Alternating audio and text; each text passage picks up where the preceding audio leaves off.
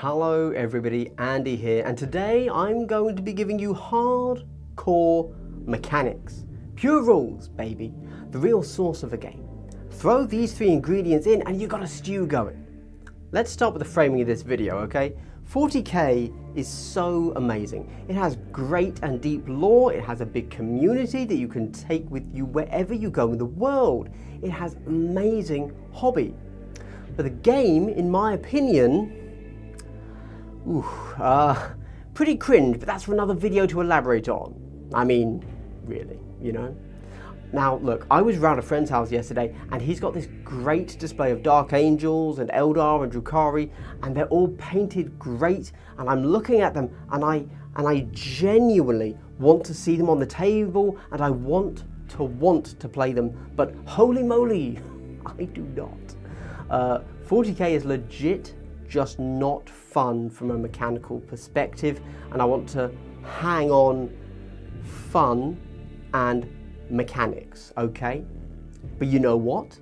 Kill Team has all of those good things I just mentioned, the community, etc. It's got the same lore, the same models, the same community, but it's backed up by an actually good game. However, very importantly, I'm also in this video not going to appeal to the meta aspects of skirmish games in general. I'm not giving you any fluff like it's faster to play, cheaper, smaller footprint, easier to travel, etc. You already know all of that. So, here are the three mechanics that, in my opinion, truly make Kill Team a brilliant game, and I'm going to explain exactly why they make this a game you have to play. However, Kill Team isn't perfect, and I'm not here to simp, so I will give you three elements that could be improved in the next edition, perhaps. And just for fun, a bonus positive roll that is, very contentious, just to get those YouTube comments flowing. In this video, I'm going to let you know why the mechanics of Kill Team allow for the best expression of player skill of any Games Workshop game. Anyway, I'd like to give you a quick subscriber-only benefit, and that is a big circle hello. Such wholesome, very wow, and now it comes with a little slide as well. Isn't that delightful? Hey, if you want to circle hello in the next video, like, subscribe, leave a comment, all of that great stuff. For the comment, let me know your favourite game mechanic. Get technical with it, no fluff here, okay? Oh, and if you really like these immaculate glass half dead vibes, glass half vibes, maybe? Consider supporting me on Patreon. You get a very cool coloured name in my Discord, access to members only area there too, and at certain tiers you get digital goodies like data card, templates, my objective marker files for you to print out for yourself, as well as channel updates and extra unboxings on occasion. Just pretty good stuff if I'm being honest with you, and vibes, yeah. Channel updates mainly. Okay, up first mechanical love of Kill Team for me has to be retained dice. Retaining dice is godly. 40k has rerolls. Rerolls suck, but suck. Just remove them all. This isn't 40k. We have the concept of retains and dice pools. I love this mechanic and would love to see more of them in the game. Remove rerolls and change them all to affecting dice retained or impossible to retain a dice. Now let me tell you for why. Consider game design as a concept. You want your player to be successful. Players like having successes. How many times have you rolled, let's say, 4 dice hitting on 3s and not hit at all? It happens. In fact, I'd honestly go so far as to say that it happens at least once a game. Now that's a failure. Failure as a game design concept is fine, but it's not fine randomly. That breeds frustration. A retained dice is a guaranteed success, and it's only given out for player choice. You choose to hide behind that cover, so you get to retain a defense dice. When you have given out a blooded token to the correct model, you retain an attack dice because you made that choice. When you use elite points on Kasrkin, that is a limited number of retains, you are guaranteed success. Because of your decision making and skill, you are successful. A lot of factions have a ploy that will allow you to retain a dice in certain situations, whether for defense or attack. You cannot fluff a roll when you retain a dice. It might not be enough to guarantee a win, but it is a success. In my opinion, the psychology of auto-retaining a dice is truly phenomenal. Now, does Kill Team have enough retaining mechanics? In my opinion, no. I think retaining should become more of a feature.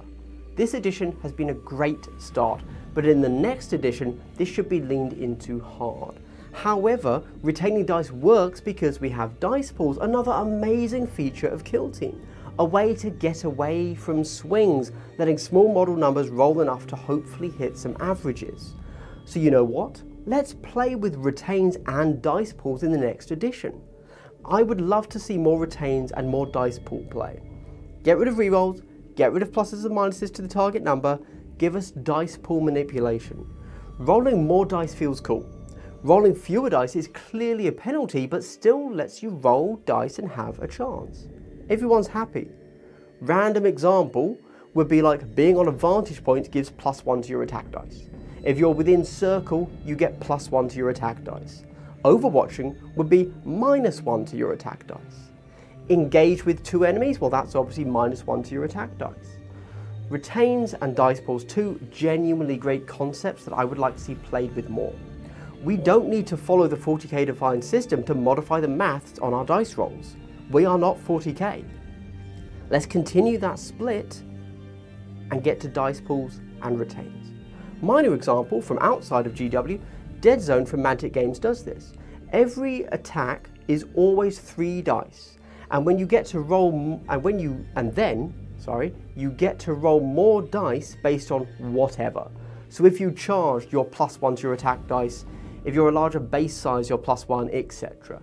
You still need the same number, but you get an extra dice to do it. It's a really fun system. Okay. That's dice pools and retains. Genuinely, I think they're the best. But now let's talk about the order system, and oh my gosh, what a system. If I like retained dice because it guarantees successes, how can I not love the order system? What's the ultimate defense? Orders. I'm on a conceal, so you just can't shoot me. It's another great form of player choice affecting randomness. If you're good, then you're bulletproof in this game. Literally, you can't be shot. Kill Team is all about knowing when to go loud, because it's a fragile game. Your models, no matter how strong, will die if you just stand in the open on an engage. You need to know when to go loud. Know when to pull the trigger, spring the trap, cut the cheese, suck the dip. Orders, right. 40k is waterlogged by Games Workshop's insistence on true line of sight. If you can see and be seen, then you are dead. Kill Team allows you to play with this. But of course there's a penalty. If you're concealed, you can't shoot or charge. So it's down to your player's skill to know when to do what that shows who's the, what the did I just say? So it's your player skill to know when to go loud, and that is what is going to show who is the best. It's an expression of skill that 40k completely lacks.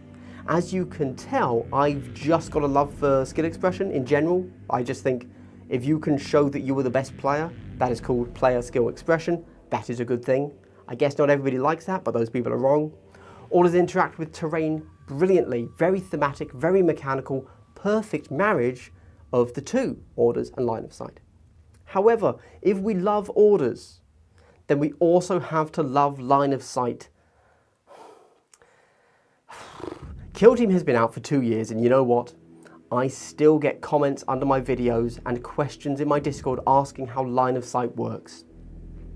Line of sight, from my view, is the single biggest barrier to entry for new players. It's very confusing and convoluted. Now, it is a good system, I genuinely think. I think it's a great first attempt, but it definitely needs some refinement.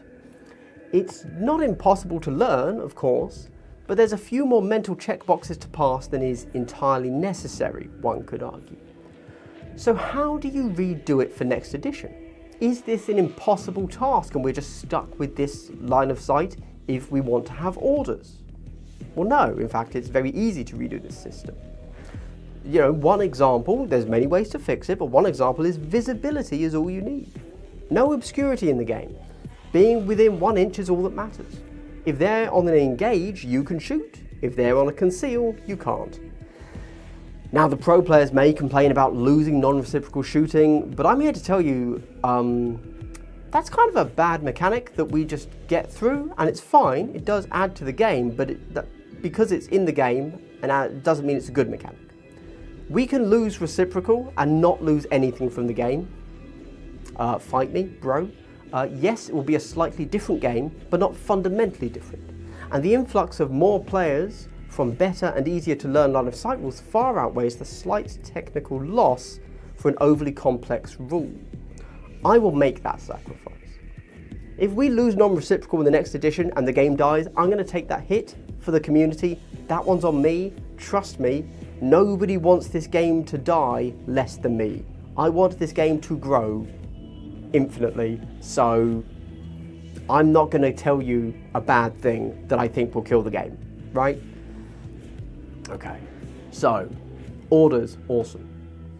Okay, so I kind of had a third bullet point that was skill expression and balance, but the issue there is that both of my previous 2 points really did come down to skill expression, and balance is like, of course, Kill Team is Games Workshop's most balanced game. It's honestly not even a contended issue. Just look at the MetaWatch articles for 40k.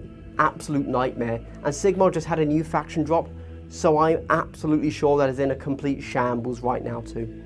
So we're just going to accept that, and I won't harp on about it, but very genuinely, Kill Team, all things considered, is very well balanced.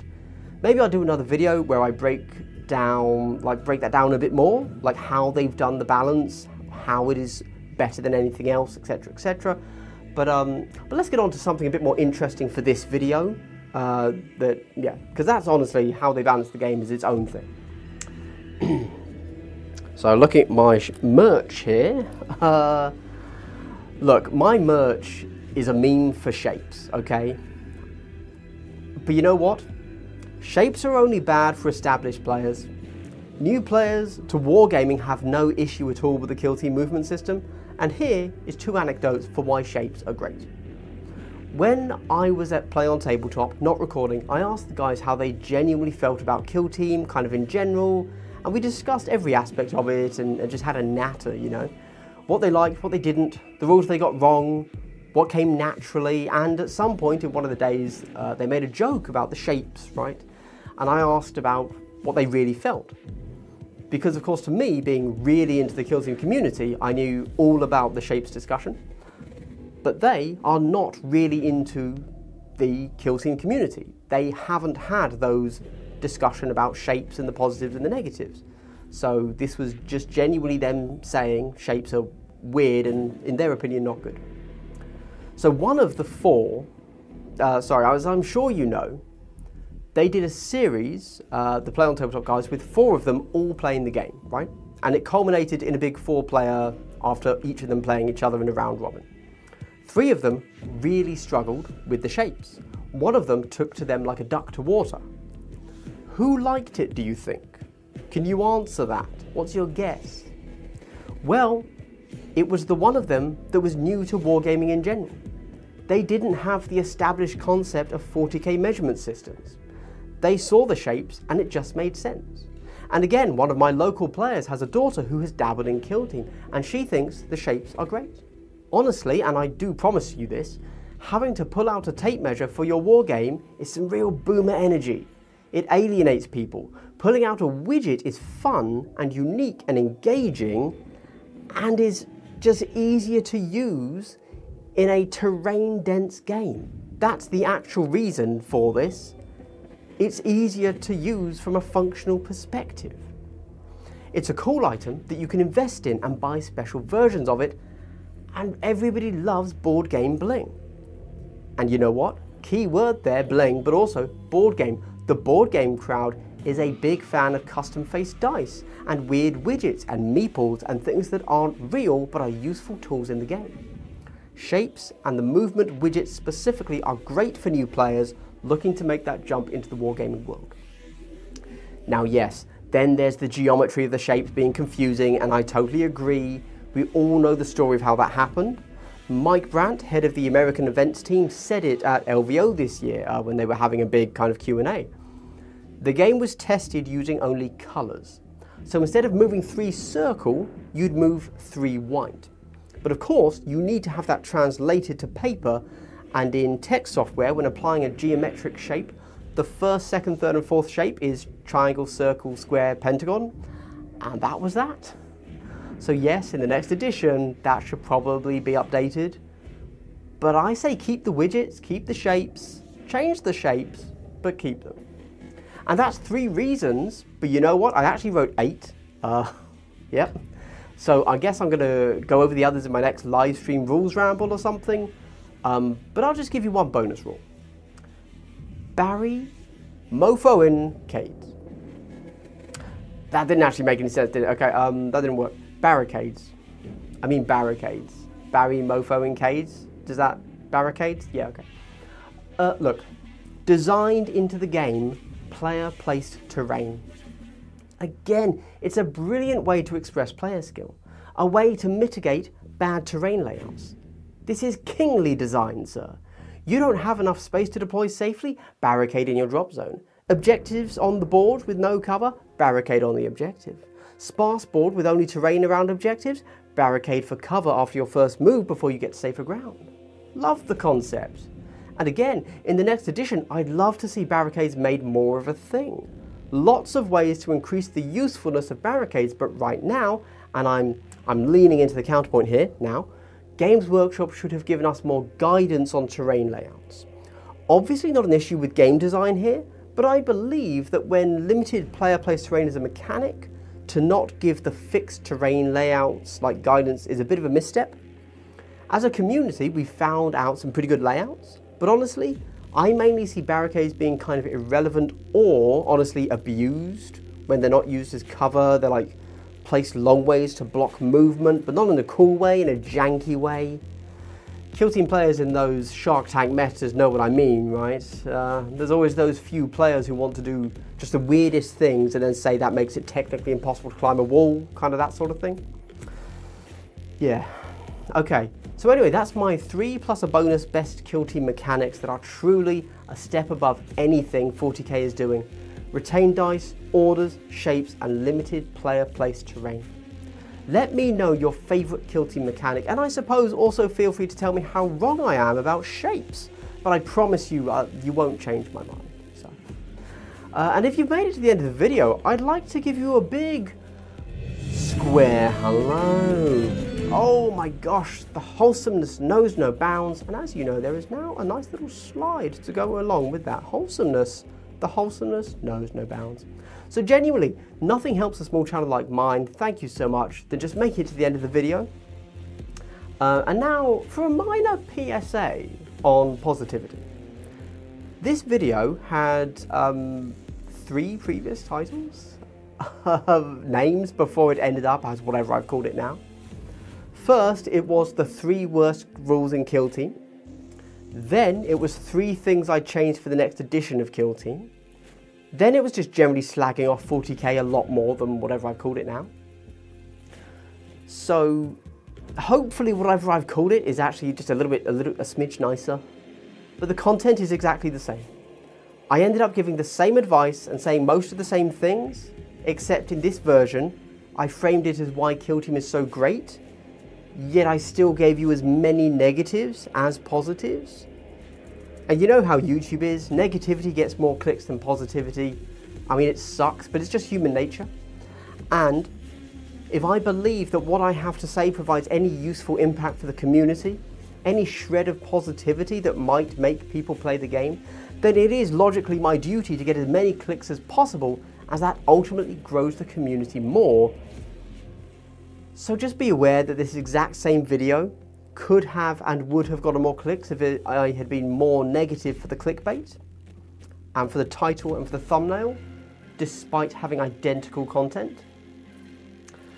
But there are some people out there that sometimes need that positive spin, and sometimes they are worth giving up a few clicks for, to remind them that the gameplay is pretty darn good. I like Kill Team. This channel is about not just my liking Kill Team, but a community of people who like Kill Team. I'm, at the end of the day, a positive channel, and the ultimate proof is in the comments of all of my videos. even my negative ones. People that don't like Kill Team don't like my channel, and it's very rare to see anyone down in those comments saying bad things about Kill Team.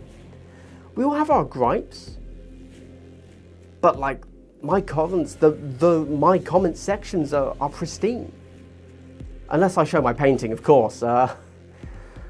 Even when I'm negative, between every line, there's so much good to like about Kill Team. And so much of this YouTube game is the spin you put on something. Stay hydrated.